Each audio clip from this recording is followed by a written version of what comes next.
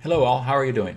Listen, today, in this lecture, we're going to talk about Chapter 1 of Global Strategic Management, that book, and this will be on globalization of markets and competition. I posted a slideshow, a PowerPoint slideshow for this lecture, and I think it's highly useful if you follow that along with this lecture. I'll try to, not 100% necessary, but I think you'll get a lot more out of it if you do that. Okay, so please have that PowerPoint open and ready, because I think it might in class I'd be going over those things with you. So let's have a look at that. First of all, let's look at a definition of globalization. There isn't really a strict definition of that, but I think that you can look at something like the process by which people, products, information, and money can move freely across borders.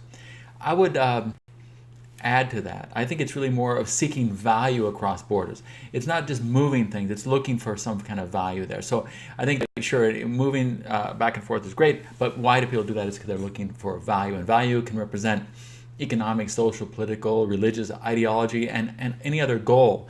But there are a lot of times, like, for example, someone looking for gold, someone looking for to be missionaries, someone looking to sell cars. They're all reasons for their moving across borders for value, not just a process, but a reason. You know, and multinational corporations have been around for a long time, with a key one being the British East India Company way back in the 1600s. It's hard for us to imagine these days, but at that time, that company became like a nation state. In fact, they fought wars, they had a standing army. At one point, there were 260,000 soldiers managed by the British East India Company, which was twice the size of the British Army. They controlled large areas of India, with their exercising military and administrative control over big parts of, of course, the British Empire. And from this, the British were able to increase, of course, the opium trade and tea trade for exports. But it was one of the first examples of a true multinational corporation that crossed borders and was highly effective. You'll see a slide there on California, and that's where that slide, if you are from California, you'll immediately recognize that those are all the missions that were like, they're each a day's journey in between. And when the Catholic missionaries first came into California, they marched up the coast and established presences, physical presences, that are many still there today in these different towns. So that was a different reason, but the same exact consequences, going cross-border to achieve your goals. Global industries are a little different. Industries are pushed to operate globally to achieve competitiveness. In other words, there are some industries that, unless they operate globally, they can't really be effective. Like, say, an airline industry. If you're Boeing, you want to sell to all the different countries. It doesn't help just to sell to some, because Airbus or somebody else will try to get the rest of them. They need to be in key countries. As the key countries we'll look at a little bit later. But you think about the major U.S., Western Europe, certain countries that are really play vital roles in the world economy. They got to be there, otherwise they lose out. So a global industry is one where you'll see the players in the industry will try to expand and be present in the markets in the world. They could be microprocessors, aircraft, banking. If you're doing trade banking, for example, if you want to be on both ends of a trade process, you need to be in the countries that export, import, and on both ends of that. Again, the main markets generally tend to be America, Europe, and Asia, and you operate in a global companies will cover those markets. I think it's slide 6 or something like that. But global companies will be in those major markets of U.S., certain countries, Europe and Asia, maybe a few countries in Latin America, and they are in those countries operating in the main markets in a more or less coordinated way. There's a slide on, I think it's 7, that shows the macro indicators of globalization. What this basically shows is, take a look at that and see what you think, but it shows that the inflows of foreign direct investment, outflows, there are a lot of things, if you look from 1990 all the way to 2016, that have increased tremendously. Foreign direct investment, for example, is a big mover, as you can see from there, how much it's increased. What these indicators show is that globalization is occurring, it's happening, and it's not going to stop. We'll see later there are some challenges and detrimental elements of globalization. However, it's safe to say, when you look at numbers like this, sales of foreign affiliates, etc., that total assets of foreign affiliates, those numbers from 1990 to 2016 are just way different, and we're going to see that continue as the borders kind of come down, as everybody is aware of what other people do in other countries, and they want what they see other people have. And you see even the GDP. Look at the difference in global GDP from 23 to all the way to 75 trillion in 2016 is a gigantic increase. And it's, what economists will say is that a good 15-20% of that is the result of globalization, of cross-border selling, etc. So I think that the key point there. And then we're going to look at here. This is important. Look at the book and read this, and you'll see what are the factors pushing for globalization. You'll see there are 4 primary factors that push for that, and they're the political, legal factors, the competitive, commercial factors, social, cultural factors, and technology factors. What I did differently from the book is that if you look in the next slide, I use the same factors for pushing for localization. Localization means staying home. That rather than going across borders, why you might think, I'm just going to continue to work and sell and have my activities where I am. And that's a key thing. It's a key construct, and it adds a different area of strategic thinking. Anyway, if you look at the factors pushing for globalization, political, legal factors, how open are the markets? How liberal are the foreign direct investment policies? Liberalization of financial flows. In my lifetime, things have changed so much, from being able to send money to other, ability to take profits out of countries. There have been times when it was virtually impossible, and now it's much more likely that you'll be able to invest, bring your money home, do all those kind of things that make it much more attractive. The tariff and tax environment is much easier, even though we're in a so-called trade war now. Basically, it's nothing compared to what it used to be, when 250% duties on imports were common in many, many countries around the world. Protectionist policies are down. Even though they're there, they're just way down. And what we're talking about now, if you go behind the political rhetoric and look at the numbers, it's really not that much actual impact. It just make sure that you need to call attention to that. Social cultural factors. There's a convergence of middle-class consumer behavior. All around the world, people are looking at things. They see the same TV. They're on the internet. And they want the same thing. They all want to go to Walmart. Everybody wants to go get a McDonald's. When they watch a certain movie and you want to watch Netflix, you want to have a PC, you want to have an iPhone. Everybody wants that. And when everybody wants something, it tends to get met by the production of companies. So as people are wanting things, people are seeking to fulfill their needs, and that increases the area, of globalization. The competitive commercial factors. There are a lot of new global companies. We'll look at that later, but there are big companies around. Of course, the biggest ones, Facebook, Amazon, Microsoft, Google, and those guys are just way bigger than anybody could have imagined a few years ago, and they're fairly new. There are a lot of new types of companies like that are expanding and becoming players in the economy and global. There's a lot of new innovation, economies of scale. All these things that push towards globalization. There's our technology factors. There's increased efficiency of transportation logistics. It's much easier, it's much cheaper to move things around than it used to be, and it's a lot easier. Things can get delivered much faster. You always wonder, I'm buying this, a bamboo vase from China. How could it be so cheap? How could they make it, ship it, get here? And it's because a lot of reasons, but one of them is the transportation costs are just way down, and a lot more efficiency in what you're building. So, like for example, if you order, the books for this class, they don't have a big stack of books somewhere. They wait till they get ordered, then they make it. The technology has enabled people to go low inventory and wait for the sale to start producing and sell, which is a huge innovation and makes it a lot easier to attend global markets. All those things, as you can see on that slide, they tend to push for globalization. There are reasons for companies to become more globalized. Now, if we look for factors that push for localization, in the book they use different headings. I thought, let's make it the same headings. I think they're the same exact thing. When you're looking for localization, you're still looking at political, legal factors, you're looking at the competitive, commercial factors, you're looking at social, cultural factors, and you're looking at technology. Except that the same factors influence you rather than go overseas to stay home. What are they? Political, legal requirements. It may be easier, but they're still there. There are some times when you go overseas, it's just too difficult legally to establish yourself. There may be, for example, if you want to open a banking presence in some countries, they want to protect their own banking industry, they don't allow it. Or they make it so difficult you can't really grow or be of any size. That's common. National security. Many times you think, I want to do this in this country, but that country says, no, but that affects my national security. We, the United States, we're always prone to that.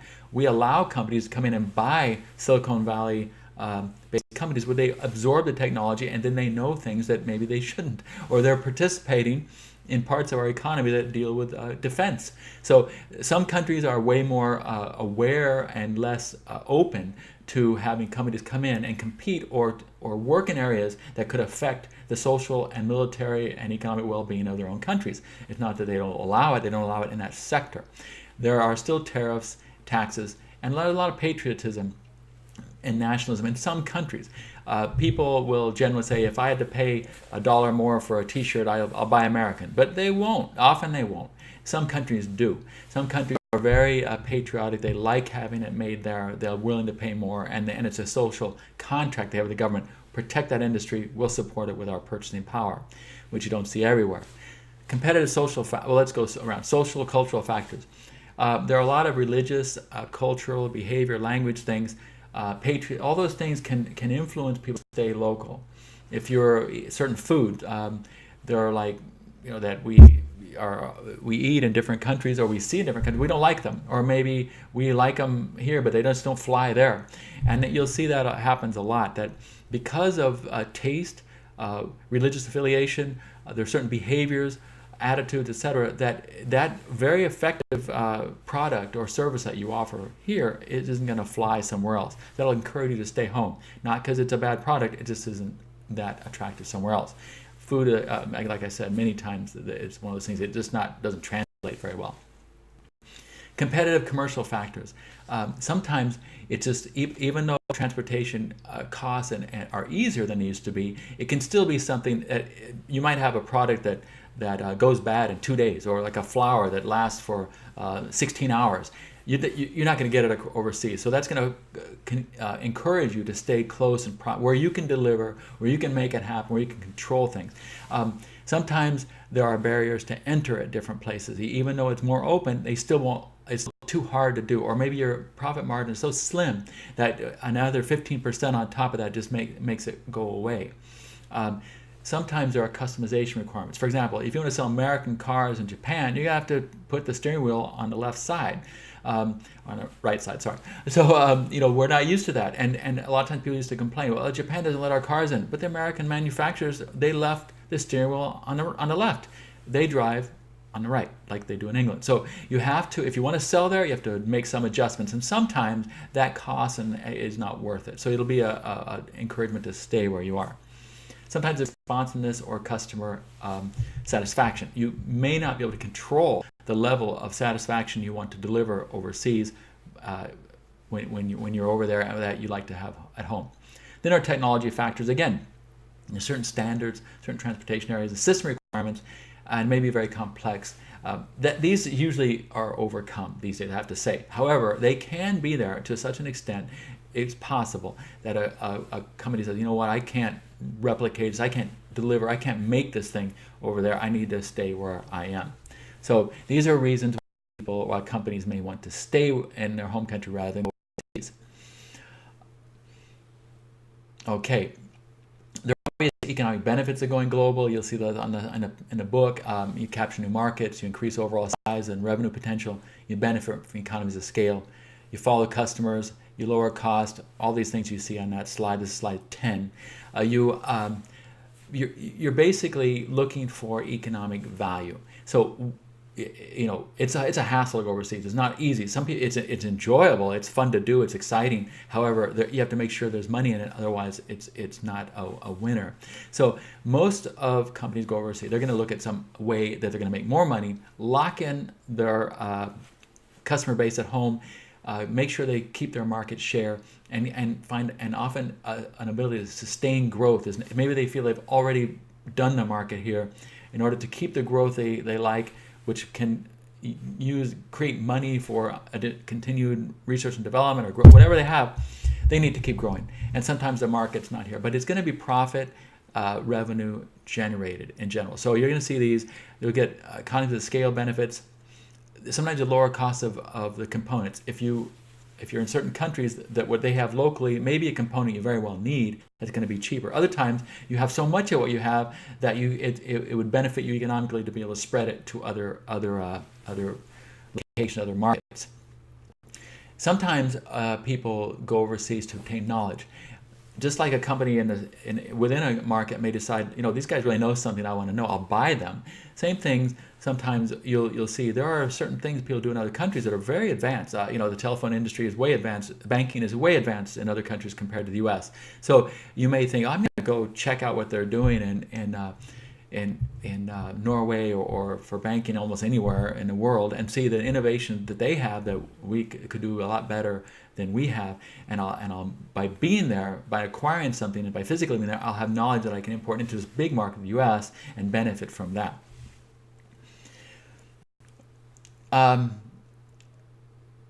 This is a slide, it must be 11, and it talks about things are getting better all the time, or are they? And they asked people in 17 countries in World Economic Forum in 2016, are things getting better or worse?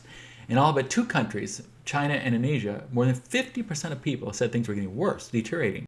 In some places, much as 81% said life was better in the good old days. Often that's just nostalgic thinking, but there are, and you're feeling this in your age and what you're doing right now, there are a lot of people who are very concerned about the future, and they don't think it's getting better.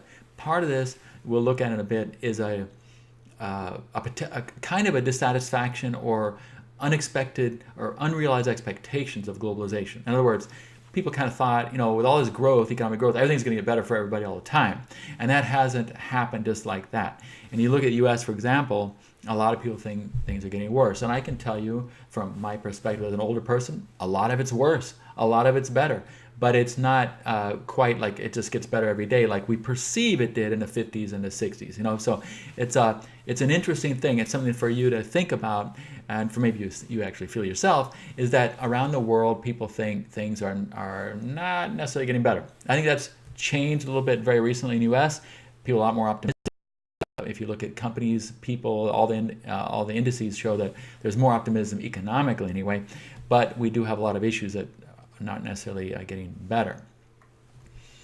On this next slide, which is 12 and 13, I think this is a counter thought on you always wonder, like when you see these World Trade Organization meetings in the old days, why do people protest? Why are there so many protesters? And people are protesting everything. And if you look down, you see all these different protest groups, etc.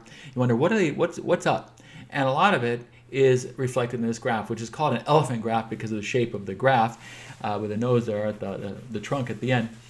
But what's happened, if you look at the next one, it's interesting. I want you to look at this for a bit. Basically, over these years, over the recent years, from 1988 to 2008, and this has kind of continued, I think, to now, you see winners and losers in the global economy. There have been, the really poor people continue to be really poor, and they haven't benefited much. The really rich people have benefited a lot. I mean, you're talking about the very rich people, the very poor people have gotten richer and poor, just like everybody says. That's actually happened. And this is global. Now, what has happened also, there's a lower, like a low income class that's benefited tremendously. It's a real income increase over the years of a big percentage where they've gone from kind of very low poverty to a livable means of living, and that's wonderful. However, the lower middle class, people that are true, not the kind of political middle class, but the real middle class, they've suffered a lot. They have not accompanied the growth, a global growth in GDP. In fact, just like everybody says, in the last 20, 30 years, real wages have either been flat or gone down for these people, and so they're very dissatisfied, and they're protesting everything, and they're upset, and this is why do people vote the way they vote? Well, there it is. People are not always happy. How they attribute the reason for that may be any number of reasons, and you may not agree or disagree. But you can see if you look around you and say, man, those really poor people, happy for them, they're kind of catching up to me. The really rich people, they seem to keep taking off and going further away from me. But I'm a middle class, hardworking guy in a factory, a blue collar. I do my job. I work 10 hours a day, all this stuff. Things aren't getting better for me. So it's really an impact, and that's where you say, why do certain things happen? Why do certain people vote certain ways? It's right there. They feel disenfranchised, and this is an important thing. And some people blame it on globalization, though I think that the real way to look at it is that globalization has some promises that I just don't feel like I got. So this is something for y'all to think about, where you feel in this, where you fit in this, and how you're going to be part of the solution for this, because it's important to address and something for you to look into as you further your career. And this last slide again is about that.